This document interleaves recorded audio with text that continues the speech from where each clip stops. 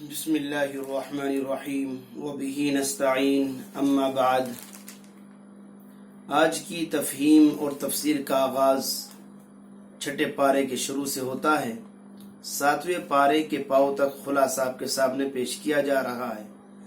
چنانچہ چھٹے پارے کا آغاز اس طرح ہوا، اللہ تعالیٰ نے فرمایا، اللہ تعالیٰ کو یہ پسند نہیں کہ کسی کی بری بات زبان سے ظاہر کی جائے الا کہ کوئی شخص مظلوم ہو، یعنی مظلوم ظالم کی برائی کر سکتا ہے، ظالم کے ظلم کو بیان کر سکتا ہے، لیکن اس کے علاوہ بلا وجہ کسی کی برائی بیان کرنے کی شریعت اجازت نہیں دیتی۔ اللہ اس کو پسند نہیں کرتا، کیونکہ اللہ سننے والا جاننے والا ہے۔ اگرچہ تم علی الاعلان یا چھپ کر بھلائی کرو یا معاف کر دو، اللہ بڑے معاف کرنے والے اور قدرت والے ہیں۔ اس کے بعد والی آیات میں بیان کیا گیا کہ جو لوگ تمام رسولوں کو نہیں مانتے بلکہ کچھ کو مانتے ہیں کچھ کو نہیں مانتے، وہ کافر ہیں۔ ایمان والے تو وہی ہیں جو اللہ پر، اس کے تمام پیغمبروں پر ایمان لائیں اور ان میں سے تفریق نہ کریں۔ آمنت باللہ و ملائکتہ و کتبہ و رسلہ، میں ایمان لایا اللہ پر، اس کی کتابوں پر، اس کے فرشتوں پر، اس کے تمام رسولوں پر۔ اگر کوئی شخص نعوذ باللہ کسی ایک نبی کا بھی انکار کر دے، وہ ایمان سے خارج ہو جائے گا۔ آگے یہودیوں کے مطالبے کا ذکر ہے کہ وہ چاہتے ہیں کہ اللہ ان پر کوئی کتاب نازل فرما دے۔ حضرت موسیٰ علیہ السلام سے تو یہ لوگ اس سے بھی بڑے بڑے مطالبے کر چکے اور یہاں تک فرمائش کر چکے ہیں کہ ہمیں اللہ کو کھلم کھلا دکھلائیے، ارنا اللہ بجہرہ، ہم اللہ کو کھلے عام دیکھنا چاہتے ہیں۔ اس کے بعد یہود کی سرکشیوں کا حال بیان کیا گیا۔ چند آیات کے بعد بتلایا گیا کہ یہودیوں کا آپ سے کسی آسمانی دستاویز کا مطالبہ کرنا تو اس لیے بھی غلط ہے کہ یہ سلسلے نبوت نیا نہیں بلکہ پرانا ہے۔ قدیم انبیاء کو تو یہ یہود کسی شرط کے بغیر تسلیم کر چکے ہیں اور آپ کے معاملے میں شرط رکھ رہے ہیں۔ یہ ان کا بیجا اور غلط مطالبہ ہے۔ جب پچھلے نبیوں کو انہوں نے نبی مانا بغیر کسی شرط کے، تو پھر آپ کو نبی ماننے کے لیے شرطیں کیوں لگا رہے ہیں؟ یقیناً یہ بیجا مطالبہ ہے، جبکہ ہم نے آپ پر اسی طرح وحی نازل کی ہے جس طرح حضرت نوح علیہ السلام پر اور ان کے بعد دوسرے پیغمبروں پر نازل کی تھی۔ ابراہیم علیہ السلام، اسماعیل علیہ السلام، اسحاق، یعقوب علیہ السلام اور ان کی اولاد، اور حضرت عیسیٰ، حضرت ایوب، حضرت یونس، حضرت ہارون اور سلیمان علیہ السلام پر وحی نازل کی تھی۔ ہم نے داؤد علیہ السلام کو زبور عطا کی۔ آگے کی آیات تک مختلف نبیوں و رسولوں کا ذکر ہے۔ آخر میں لوگوں سے آخری بات کہہ دی گئی، اے لوگو، تمہارے پاس اللہ کے رسول صلی اللہ تعالی علیہ وسلم اللہ کی طرف سے حق بات لے کر آ چکے ہیں، اب تم ایمان لاؤ، یہی بات تمہارے لیے بہتر ہے۔ اگر تم کفر کرو گے تو جان لو کہ جو کچھ آسمان اور زمین میں ہے وہ سب اللہ کا ہے اور اللہ جاننے والا، حکمت والا ہے۔ آئندہ آیات میں اہل کتاب کو کچھ نصیحتیں ہیں۔ مثال کے طور پر ان کو یہ نصیحت کی گئی وہ اپنے دین میں غلو نہ کریں، اللہ کی طرف حق بات کے علاوہ کوئی بات منسوب نہ کریں۔ عیسیٰ ابن مریم علیہ السلام بس اللہ کے رسول اور اس کا حکم تھے جو اللہ نے مریم علیہ السلام کی طرف بھیجا تھا، اور وہ اللہ کی طرف سے بھیجی گئی ایک روح تھے۔ لہذا تم اللہ پر، اس کے رسولوں پر ایمان لے آؤ اور یہ نہ کہو کہ 3 خدا ہیں، اس سے باز آ جاؤ، اسی میں تمہارے لیے بھلائی ہے۔ اللہ صرف ایک ہے، وہ اس بات سے پاک ہے کہ اس کے کوئی بیٹا ہو۔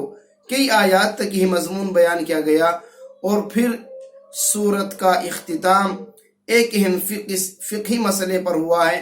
بنیادی طور پر یہ سورت احکام ہی پر مشتمل، یعنی سورت النساء، اور اگرچہ درمیان میں کچھ دیگر موضوعات بھی آئے، پھر اخیر میں ایک فقہی مسئلہ بیان کیا گیا کہ لوگ آپ سے پوچھتے ہیں، آپ فرما دیجئے کہ اللہ کلالہ وہ شخص جس کے انتقال کے وقت نہ تو اس کی کوئی اولاد ہو نہ ہی اس کے ماں باپ ہوں۔ تو کلالہ کے بارے میں تمہیں فتویٰ دیتا ہے اللہ کہ اگر کوئی شخص مر جائے اور اس کی کوئی اولاد نہ ہو اور اس کے ماں باپ بھی نہ ہو اس کی ایک بہن ہو تو اس کو میت کے ترکے میں سے نصف یعنی آدھا ملے گا، اور بھائی بہن کا وارث ہوگا۔ اگر بہن لا ولد مری ہو یعنی بہن کو کوئی حصہ نہیں ہے، بہن کو کوئی وارث نہیں ہے، اور اگر دو بہنیں وارث ہوں تو مرنے والے کے ترکے میں سے انہیں 2/3 ملے گا، اور اگر کئی بھائی بہنیں ہوں تو مرد کو عورتوں کے برابر حصہ ملے گا۔ اللہ تعالیٰ نے یہ حکم تمہارے لیے کھول کھول کر بیان کر دیا تاکہ تم بھٹکنے نہ پاؤ۔ اللہ ہر بات سے واقف ہے۔ یہ سورۃ النساء ختم ہوتی ہے، اس کے بعد سورۃ المائدہ کا آغاز ہوتا ہے۔ اس سورت کے 3 بنیادی مضامین ہیں۔ نمبر 1، مسلمانوں کو مذہبی، تمدنی اور سیاسی ہدایات۔ نمبر 2، مسلمانوں کو عدل و انصاف کے راستے پر قائم رہنے کی تلقین۔ نمبر 3، اہل کتاب کو تنبیہ اور فہمائش۔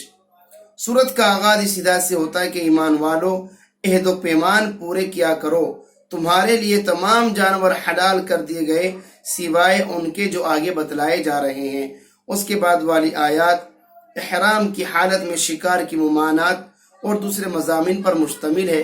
پھر حرام جانوروں کا ذکر ہے کہ تم پر حرام کیا گیا مردار جانور اور بہنے والا خون، خنزیر کا گوشت، اور وہ جانور جو اللہ کے علاوہ کے نام پر ذبح کیا گیا ہو، اور وہ جانور جو گلا گھٹ کر یا چوٹ کھا کر یا اونچائی سے گر کر یا ٹکرا کر مر گیا ہو، یا اس کو کسی درندے نے پھاڑ کھایا ہو، الا یہ کہ تم نے اسے زندہ ذبح کر لیا، یعنی اگر مرنے سے پہلے اس کو ذبح کر لیا گیا تو پھر وہ حلال ہو جائے گا، لیکن اگر مر چکا اب وہ حلال نہیں ہے۔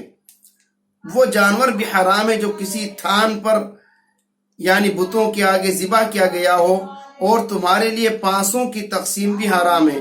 اس میں رمل، جفر، نجوم جو پہلے زمانے جاہلیت میں طریقے رائج تھے وہ سب داخل ہے، اور یہ ساری چیزیں گناہ ہیں۔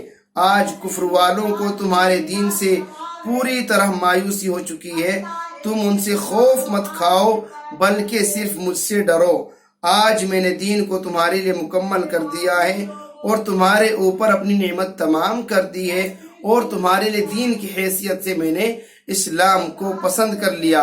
آج تمہارے لیے ساری پاک چیزیں حلال کر دی گئیں۔ اہل کتاب کا کھانا تمہارے لیے حلال ہے اور تمہارا کھانا ان کے لیے، اور پاک دامن عورتیں بھی تمہارے لیے حلال ہیں، خواہ وہ اہل ایمان کی گروہوں سے ہوں یا ان قوموں میں سے جن کو تم سے پہلے کتاب دی گئی تھی، بشرطے کہ تم ان کے مہر ادا کر کے نکاح میں ان کے محافظ بنو۔ اس کے بعد طہارت وغیرہ کے متعلق کچھ احکام میں فرمایا، اے ایمان والو، جب تم نماز کے لیے کھڑے ہوا کرو تو اپنے چہروں کو دھل لیا کرو، اپنے ہاتھوں کو دھل لیا کرو کوہنیوں تک، اپنے سروں کا مسح کر لیا کرو، اور اپنے پاؤں بھی ٹخنوں سمیت دھو لیا کرو۔ یعنی اللہ نے وضو کے فرائض کو بیان کیا۔ اور اگر جنابت کی حالت میں ہو یعنی غسل کی حاجت ہو رہی ہے تو نہا کر پاک ہو جاؤ، اور اگر بیمار ہو یا سفر میں ہو یا تم میں سے کوئی استنجے سے فارغ ہو کر آیا ہو یا تم بیویوں کے پاس گئے اور پانی نہ ملے تو پاک مٹی سے تیمم کر لیا کرو اور مٹی پر ہاتھ مار کر منہ ہاتھوں پر پھیر لیا کرو۔ اللہ تعالیٰ یہ نہیں چاہتا کہ تم پر تنگی ڈالیں مگر وہ تمہیں پاک صاف رکھنا چاہتا ہے۔